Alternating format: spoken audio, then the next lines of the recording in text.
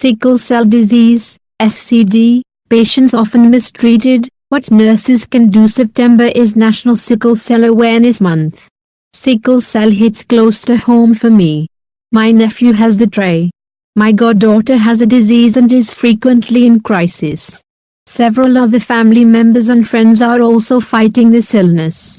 One of the most common issues they all deal with is treatment by healthcare professionals, particularly nurses, when they seek treatment for this disease.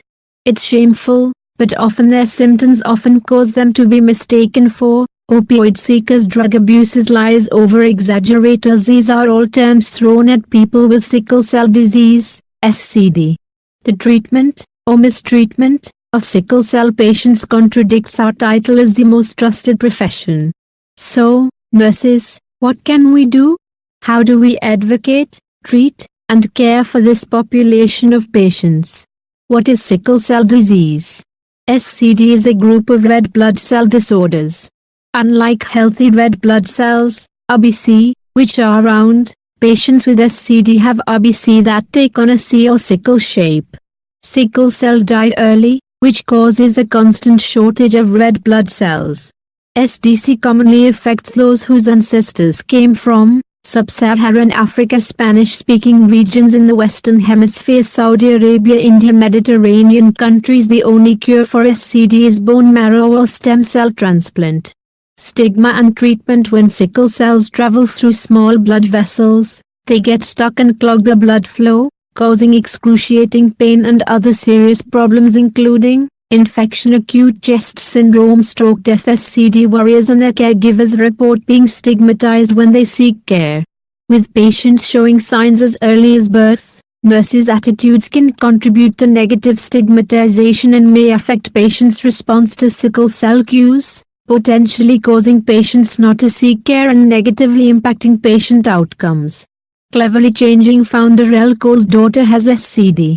She gives a brief description of an ER visit after a physician's assistant at their primary care office suggested her daughter go to the nearest hospital via ambulance. Elle recalls, in the ER, the nurse was upset and asked why we were there and which clinic sent us. She stated, my daughter didn't need any oxygen, the hematologist was busy, but would come in about an hour, and she needed to get a mucus sample. My daughter was scared and started to cry. Then, the nurse told 4 nurses to join her, and they proceeded to hold my daughter down and extract the mucus from her nostrils. I was completely terrified. My husband was at work. I felt alone and scared with my daughter. One mom, Shanice Robinson, drives 3 to 4 hours to seek care for her daughter, because of the lack of understanding from nurses and other healthcare professionals at their local hospital. In an article posted on PubMed, researchers found that sickle cell patients in one hospital waited for 60% longer to get pain medication, although the patients reported less severe pain. They were also treated into a less serious category. 63% of nurses surveyed said many patients with sickle cell are addicted to opioids, according to another study. But according to Dr. Alexis Thompson, president of the American Society of Hematology, rates of addiction among SCD patients are no higher than the general populations. SCD patients and caregivers describe their pain. Anya Spearman, RN, PSN, was diagnosed with sickle cell SS at just 3 months old. Asked to describe her pain, she says, as a child, I knew when I was going to have a crisis because I would start getting the feeling of general malaise, then the pain would come. The pain was mainly sharp in my chest and or arms and legs. As an adult, the pain is usually a sudden onset and is sharp. The pain starts in my arms and legs or starts in my lower back then moves to my legs. After college, I was in a bad crisis. I went to the hospital, they gave me pain medications and sent me home. The next day I went to a different hospital, and again the same thing happened. At this point, I'd been in a pain crisis so long that I kept passing out from the pain. I even asked my husband to kill me because the pain was so bad. Jessica Desire, RN, diagnosed with SCD at 3 years old, says, the best way I can describe crisis pain is like I'm a Barbie doll and my arm or leg has been pulled off. If I do not find a comfortable position during a crisis, it feels like someone is hitting me with a hammer, and my joint is shattering. Cole's 10-year-old daughter was diagnosed at birth. When asked to describe the pain her daughter experiences, Elle says, "Watching my daughter have a pain crisis is debilitating.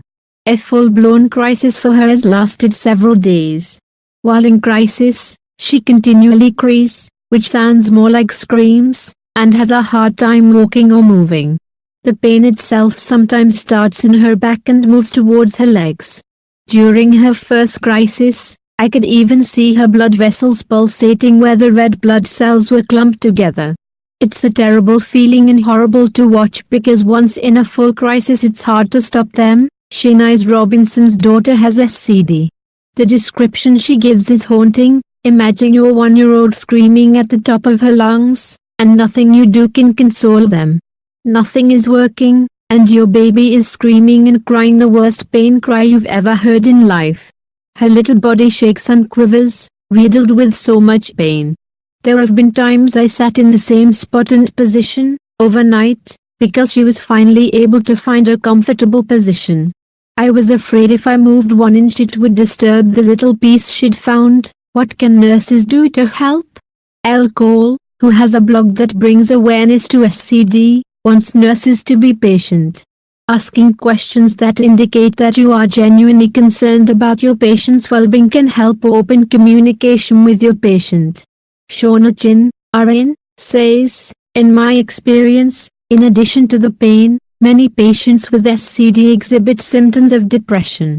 The nurse needs to distinguish between solemnness due to pain and solemnness due to despondence. Many symptoms of depression go undiagnosed and can be remedied by encouraging health providers to engage in dialogue with the patient." She expresses that nurses can advocate best for patients with SCD by identifying early nonverbal signs and symptoms of pain and anticipate their patients' needs. Anya Spearman, RN, BSN, believes more education is needed during nursing school. Noting in the last 5 years, few co-workers were adequately informed about the disease. SCD was just glanced over and not taught about in depth. In nursing school, she says. Spearman believes that SCD patients need to have a holistic care approach. Shanice Robinson encourages nurses to go through diversity training. Give patients the benefit of the doubt. Understand that they are looking for pain relief and equal treatment, she says. Proper bedside manner is a concern for her as well. Sickle cell disease doesn't just affect the body, but the holistic health of those with the disease. Education and awareness are critical for nurses to provide proper care. Shanice Robinson leaves us with this: the same compassion that's shown to cancer patients should be shown to sickle cell patients. Please subscribe my channel. Thank you. Sickle cell disease, SCD, patients often mistreated.